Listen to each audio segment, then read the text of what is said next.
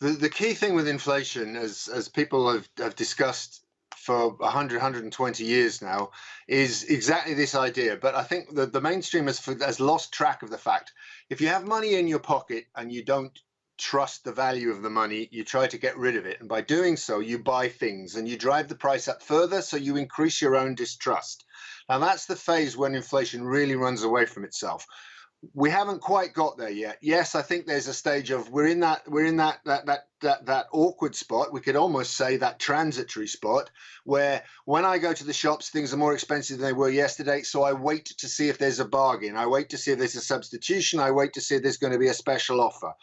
If we move from that to the first phase I spoke about, where we don't believe it, so we may as well get it in now before it gets more expensive, that's when we get into trouble. And that's what we must really avoid, or that will be catastrophic given the huge monetary overhang that all the COVID measures have built up in nearly every country around the world. That's what happened in the 1970s. Rising inflation expectations drove all of this forward buying, and we all know what happened then. What has become clear over the last couple of weeks is that the inflation picture is starting to impact President Biden and the administration. And he gave some commentary on the back of the inflation report last week, pointing to the rise in energy prices as a key concern and something that they need to focus on. What can Biden do at this stage to tame the inflation picture and control the inflation narrative? Well, the narrative is what he's desperately trying to attack. But we have the Federal Reserve, which is still putting tens of billions of dollars into the economy every day. The banking system is healthy, which is a good thing on one side, but that means it's fully poised to be able to continue monetary additions. We've had almost $2 trillion in extra deposit creation in the major banks in America in the past 12 months, which is clearly something never seen before. The government is just in the throes of wrestling through an infrastructure spending bill, which will add more trillions to the picture.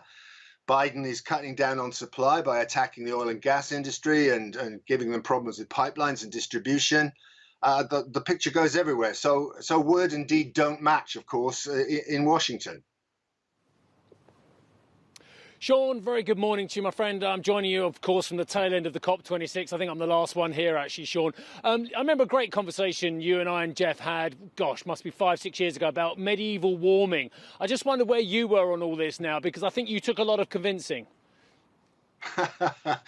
Well, I still think this is an ideologically driven movement, not a scientific one. But of course, like all these things, it's generated a momentum of its own. The science is largely funded by people who want the right answers to the questions that they pose. And like everyone else, scientists are not angels; they're human beings. They know that their bread and butter is just as important as the elusive search for the holy truth. The point is now we've got to this stage where we can already see that it's becoming damaging, and already this last several weeks has shown that the ordinary man in the street doesn't appreciate people turning up in super yachts to tell them that their granny has to turn the thermostat down.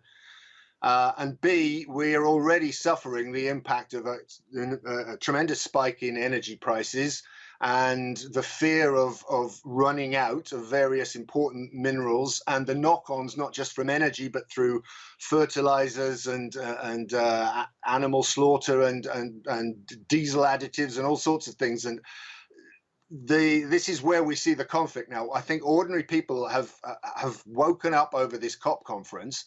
The question is, can they express the dissent that they possibly are feeling, or are they just going to get railroaded, much as they have, we could say, in parallel through the whole COVID issue?